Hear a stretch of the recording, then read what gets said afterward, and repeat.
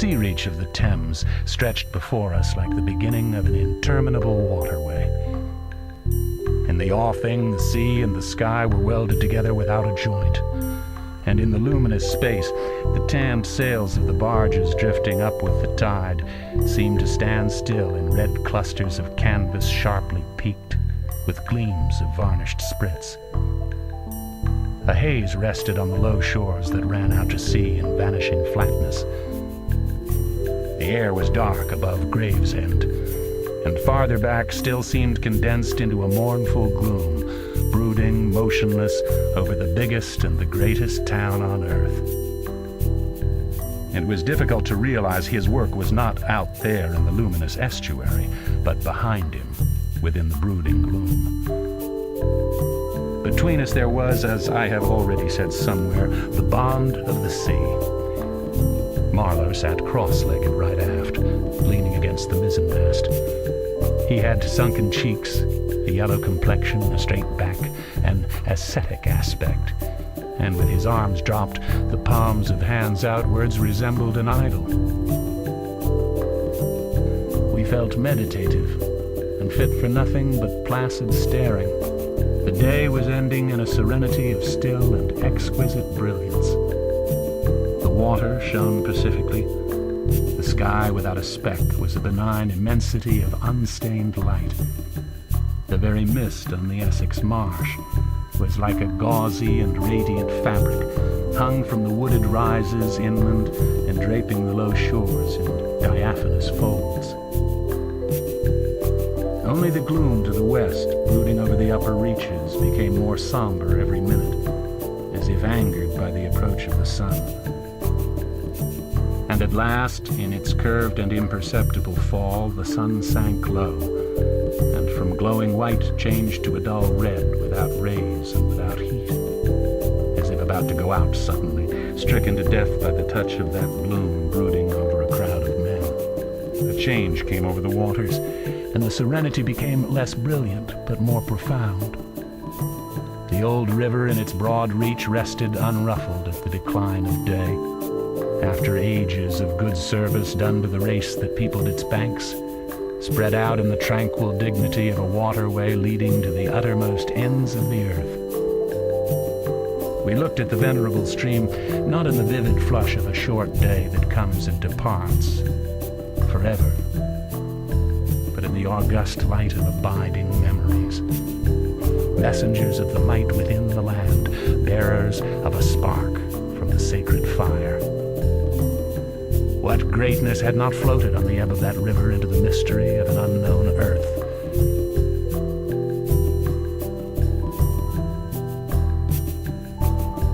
The sun set. The dusk fell on the stream, and lights began to appear along the shore. The Chapman Lighthouse, a three-legged thing erect on a mudflat, shone strongly. Lights of ships moved in the fairway, a great stir of lights going up and going down. And farther west on the upper reaches, the place of the monstrous town was still marked ominously on the sky. A brooding gloom in sunshine, a lurid glare under the stars. And this also, said Marlowe suddenly, has been one of the dark places of the earth.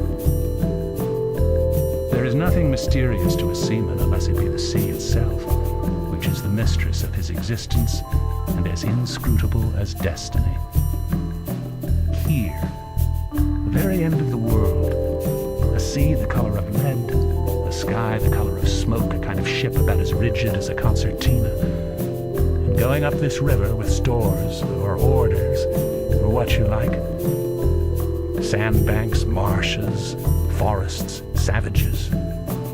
No Falernian wine here, no going ashore. Here and there a military camp lost in a wilderness like a needle in a bundle of hay. Cold, fog, tempests, disease, exile, and death. Death skulking in the air, in the water, in the bush. They must have been dying like flies here. Land in a swamp, march through the woods, and in some inland post feel the savagery, the utter savagery had closed round him.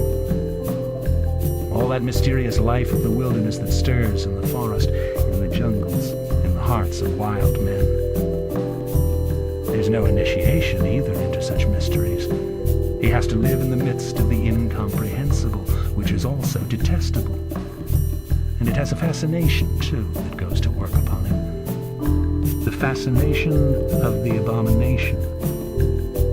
You know, imagine the growing regrets, the longing to escape, the powerless disgust, the surrender, the hate.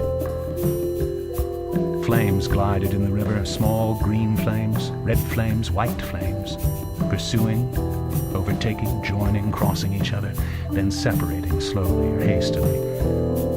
The traffic of the great city went on in the deepening night upon the sleepless river. I had a passion for maps. I would look for hours at South America, or Africa, or Australia, and lose myself in all the glories of exploration. I would put my finger on it and say, when I grow up, I will go there. But there was one yet, the biggest, the most blank, so to speak. True, by this time it was not a blank space anymore. It had got filled since my boyhood with rivers and lakes and names. It had ceased to be a blank space of delightful mystery, a white patch for a boy to dream gloriously over. It had become a place of darkness. But there was in it one river especially, resembling an immense snake uncoiled, with its head in the sea, its body at rest curving afar over a vast country, and its tail lost in the depths of the land. And as I looked at the map of it, it fascinated me, as a snake would a bird. When an opportunity offered at last to meet my predecessor, the grass growing through his ribs was tall enough to hide his bones. They were all there. The supernatural being had not been touched after he fell, and the village was deserted, the huts gaping black, rotting, all askew within the fallen enclosures. A calamity had come to it, sure enough. The people had vanished. Mad terror had scattered them, men, women, and children, through the bush, and they had never returned. And the river was there, fascinating, deadly, like a snake. A door opened, and a skinny forefinger beckoned me into the sanctuary. The great man himself. He shook hands, I fancy, murmured vaguely, was satisfied with my French, bon voyage. I began to feel slightly uneasy. You know, I am not used to such ceremonies, and there was something ominous in the atmosphere. It was just as though I had been led into some conspiracy, I don't know. Something not quite right, and I was glad to get out. I watched the coast. Watching a coast as it slips by the ship is like thinking about an enigma. There it is before you, smiling, frowning, inviting, grand, mean, insipid, or savage, and always mute with an air of whispering, "Come and find out." This one was almost featureless, as if still in the making, with an aspect of monotonous grimness. The edge of a colossal jungle, so dark green as to be almost black, fringed with white surf, ran straight, like a ruled line, far away along a blue sea whose glitter was blurred by a creeping mist. The sun was fierce. The land seemed to glisten and drip with steam. Here and there grayish-white specks showed up, clustered inside the white surf, with a flag flying above them perhaps. Settlements some centuries old and still no bigger than pinheads on the untouched expanse of their background. We pounded along, stopped, landed soldiers, went on, landed custom house clerks to levy toll in what looked like a god-forsaken wilderness, with a tin shed and a flagpole lost in it. Landed more soldiers to take care of the custom house clerks, presumably. Some I heard got drowned in the surf, but whether they did or not, nobody seemed particularly to care. They were just flung out there, and on we went. Every day the coast looked the same. as though we had not moved, but we passed various places, trading places, with names like Grand Bassam, Little Popo, names that seemed to belong to some sordid farce acted in front of a sinister backcloth. The idleness of a passenger, my isolation amongst all these men with whom I had no point of contact, the oily and languid sea, the uniform somberness of the coast seemed to keep me away from the truth of things, within the toil of a mournful and senseless delusion. In the empty immensity of earth, sky, and water, there she was, incomprehensible, firing into a continent. A small flame would dart and vanish, a little white smoke would disappear, a tiny projectile would give a feeble screech, and nothing happened. Nothing could happen. There was a touch of insanity in the proceeding, and it was not dissipated by somebody on board assuring me earnestly there was a camp of natives, he called them enemies, hidden out of sight somewhere.